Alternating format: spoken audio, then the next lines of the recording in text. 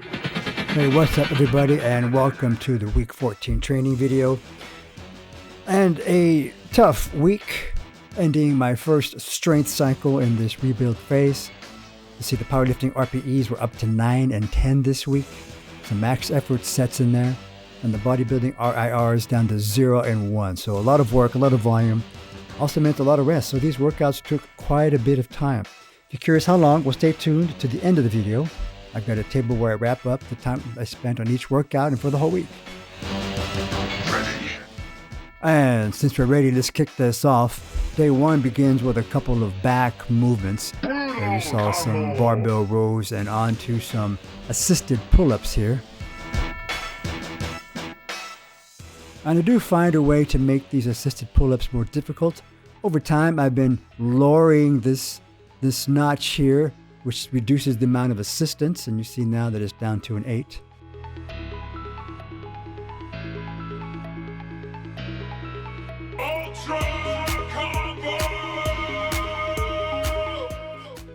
You might be wondering, what makes this the ultimate combo? Is it the movements that are involved? Is it the difficulty that I set up? It's just because of the equipment setup. I could set up 2 bars and 1 rack and move 1 meter in between the movements. And that's what I call an ultimate combo.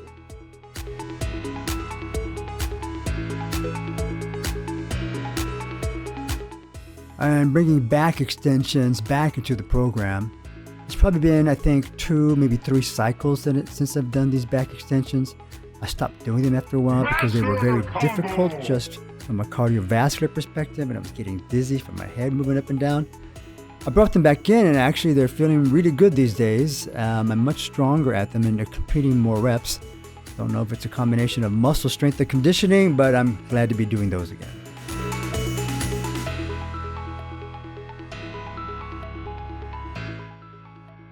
Day 2 starts off with the movement that I love to hate. It's absolutely my weakest movement of the powerlifting main 3 lifts.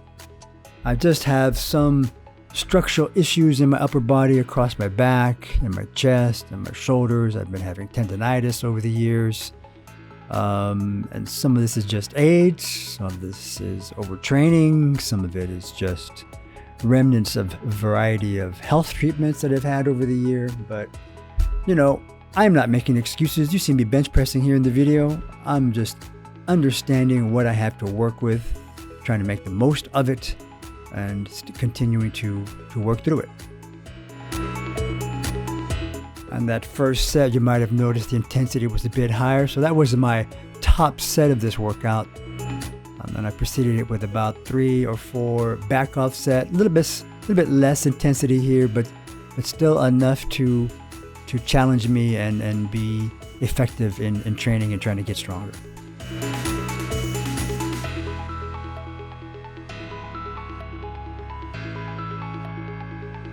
And coming up here is my cable guy sequence. I use a variety of cable and pulleys in a variety of angles, vertical and horizontal. And here you see a fly movement.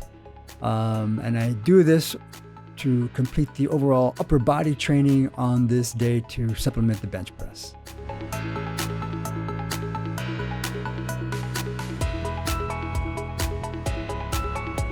Super combo. And this is the last cable movement. It's part of the 1 combo set of the day. And then I went into a rest, it looks like. Oh no, here we go. Getting up on the side for some side planks. You'll see on this day I did actually 2 core movements, these side planks and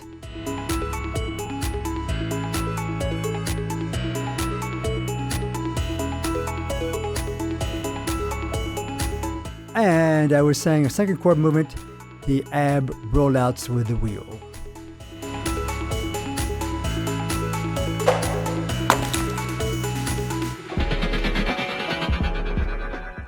All right, and this is the segment where I try to break up the monotony of the training with some lifestyle activities. And what you see here is once a week in my neighborhood, there is this open market. I wouldn't call it a farmer's market like you have in the US, although you will see here a produce stand. I think that's the only one. But otherwise, these foods, what I understand from these vendors, they prepare part of the food early in the morning, and then they finish them off there. So you saw some empanadas. This is a Vietnamese lumpia and pancit stand. I understand the family here prepares the filling for these things very early in the morning before they come to the market. And on this day, you see it. I got some empanadas, although they were out of the chimichurri sauce today.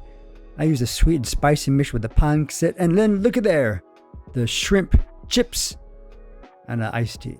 And how was the food? Yeah, it was hot. It was good. I like it. And I need to practice some more and find a better filter for my face.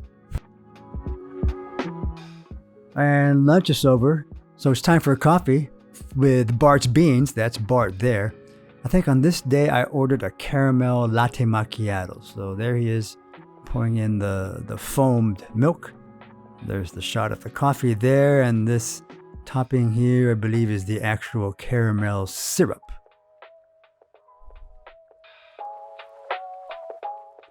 Now, one thing I found, it's kind of hard to hold the camera and reach for the coffee. On the other hand, my sense of perspective was a bit off, so it takes me a while, but I got it, and it was good.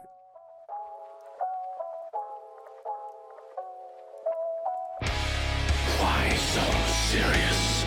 Serious face indeed, and that's because on this day, it is the most top set of squats for the entire strength block, meant to be max effort RPE 10. You hear me lose my breath a little bit at the top. Again on the second rep. I think I wised up and held my breath all the way through the third rep and through the rest of them here. Let's count them out and see how they go. 4 and 5. You'll see my belly area going in and out quite quickly here, so I'm running out of breath. I mentally convinced myself to finish this 6th rep. Still had some energy in the tank. Rate this at about a 9.5, so I undershot it, but I just couldn't breathe, and that was it. So I hit the floor, took a long break, and then on to these back off sets here.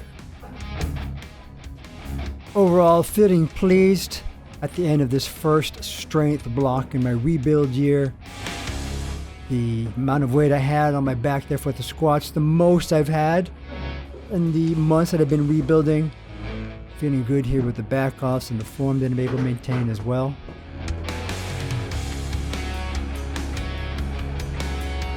And then it's on to do these trap bar deadlifts. Get a little bit more work on leg drive and driving the weight off the ground. Helps me on the squat, helps me with deadlifts as well. Hitting the ground here a little bit hard. You'll see in a few seconds here a magic trick that I do with my headset. Take a look. Yeah, headphone swish right on the trap bar, exactly the way I planned that trick, right?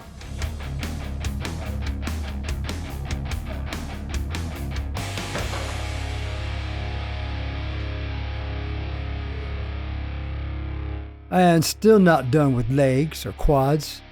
If you remember from the beginning table, my lower focus in this block is the quads, and I've explained in the past why I do that. So here we are, finishing off with some leg presses. And trying to maintain some symmetry back to front, top to bottom on the legs, some leg curls, and some single leg calf raises here. Ooh. Yeah, and that's right, something new, an unboxing, or from the package, an opening. And you know, I'm still a bit of a rookie on these things. It's the first time I've recorded any kind of unopening. Should have flipped the package over or wiped out the address another way, so apologies for that blur image. But anyways, you know, this is one of my favorite apparel brands, A7, and I have a lot of black sweaters, and yeah, I wanted something different and a little bit brighter, so I like the turquoise touch on this. You see, that's what it looks like when it's modeled properly. And a couple of shirts I got here too. Again, just looking at my drawer of all the apparel that I have, just a lot of black, and I felt like I needed to brighten things up a little bit. And again, there's the property model. I'm not saying it's going to look like that on me. I'm sure it'll look better, right? But anyways, I do love this design. I like that hexagon silicone shape that it has on the back that really does grip the bar or the bench. So it works great for squats and bench press. And I was saying adding a little bit color. This might look through the package like it's black, but it's actually a kind of charcoal color. And after I get it out of the package and flip the back, I really like the contrast of the black silicone grip design on top of the grip. Here we go, right here. Yeah, I like how that looks right there. So a smaller order to wrap up today. I got the sweater there, the white bar grip and the dark gray. And here I am trying to model it myself. I told you I'd make it look a little bit better, right? But all right, now it's time to get on and do some training. And now I'll model the white one for you as well.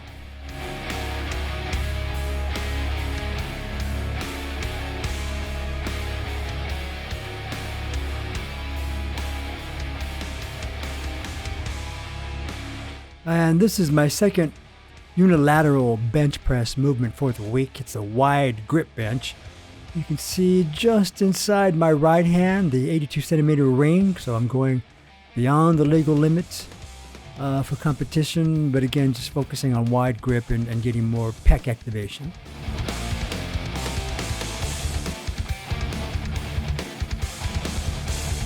And now profile view of the wide grip, and on that first rep and even that second one, it's hard to tell, but it does look like maybe my hip moves just enough to come off the bench. I can't really tell, but might be something to take note of and work on and make sure that isn't happening.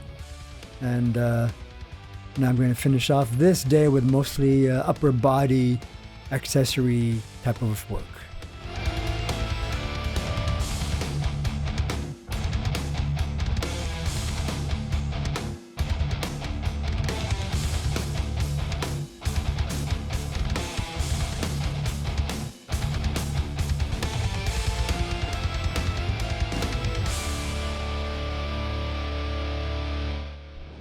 And now for day 5 of this training week, you might notice something different. It's a different setting. I'm in a different gym. I'm not in my home gym. What's going on here? Have I switched gyms? Well, yes, but no. What happened is just before this training day here, I started my vacation. And I guess since I'm so committed to my rebuild, I found the proper powerlifting gym in the area where I would be staying for vacation. Now, I'm not going to say too much about it here. If you follow me on Instagram, you probably caught some of my stories already to know where I went for vacation and where I was training.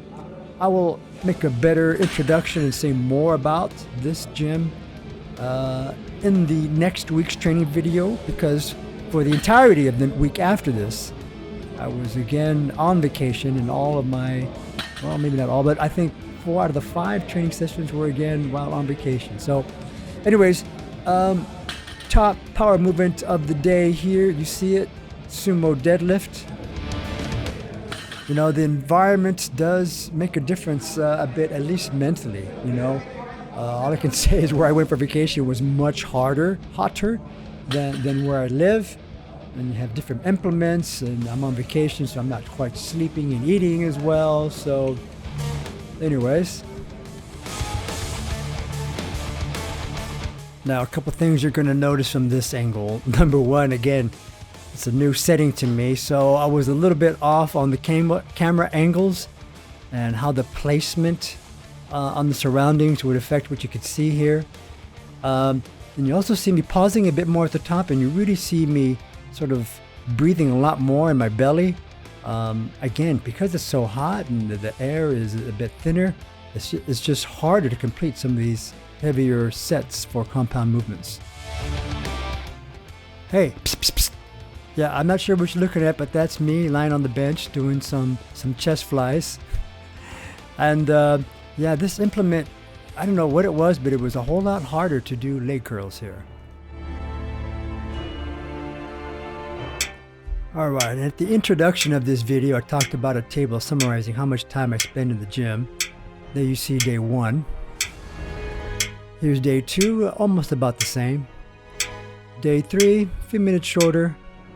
Day 4, Only time this week I was under 2 hours on day 5. And so in total, what you see is 10 hours, 47 minutes. On average, 2 hours and 9 minutes per day in each of the workouts. So, hey, if you found this interesting and you liked it, please leave a like. You can subscribe and watch the video that I make for each training week.